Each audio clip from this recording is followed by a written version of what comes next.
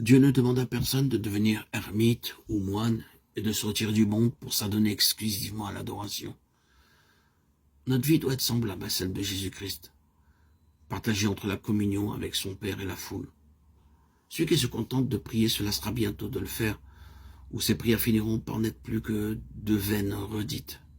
Celui qui se retire de la vie sociale, loin des devoirs et des luttes chrétiennes, celui qui cesse de travailler activement pour le Maître, qui a tant fait pour nous, perd l'objet même de la prière, et il ne lui reste plus rien qui le pousse à la pratique de la piété.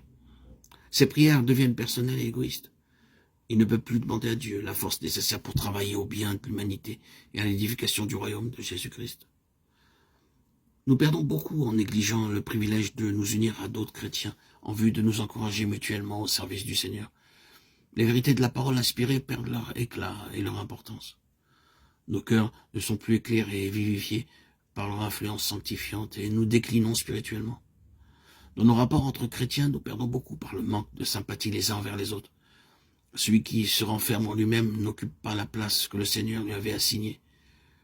La culture convenable de l'élément social de notre nature nous porte à sympathiser avec autrui et contribue à notre développement en vue du service de Dieu. Si les chrétiens voulaient se réunir pour se parler mutuellement de l'amour de Dieu et des précieuses vérités de la rédemption, ils trouveraient force et rafraîchissement. Chaque jour, il nous est possible d'avoir une connaissance plus profonde de notre Père Céleste. Nous pouvons faire journellement de nouvelles expériences de sa grâce.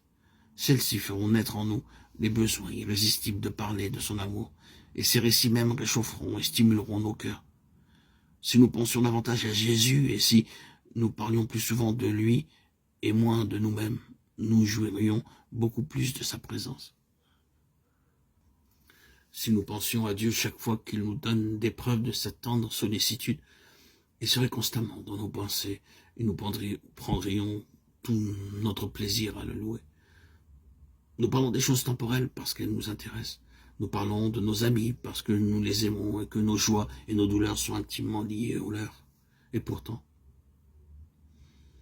nous avons infiniment plus de raisons d'aimer Dieu que nos amis terrestres. Lui donner la première place dans nos pensées, parler de sa bonté et de sa puissance devrait être pour nous les choses les plus naturelles du monde.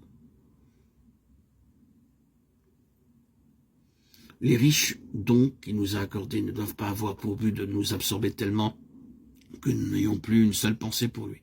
Ils sont destinés à nous rappeler sans cesse notre bienfaiteur céleste et à nous attacher à lui par les liens de l'amour et de la reconnaissance. Nous sommes trop terre à terre. Élevons nos yeux vers la porte ouverte du sanctuaire céleste où la lumière de la gloire divine brille sur la face de Jésus-Christ. Et souvenons-nous qu'il peut sauver parfaitement ceux qui s'approchent de Dieu par lui. Hébreux 7, 25.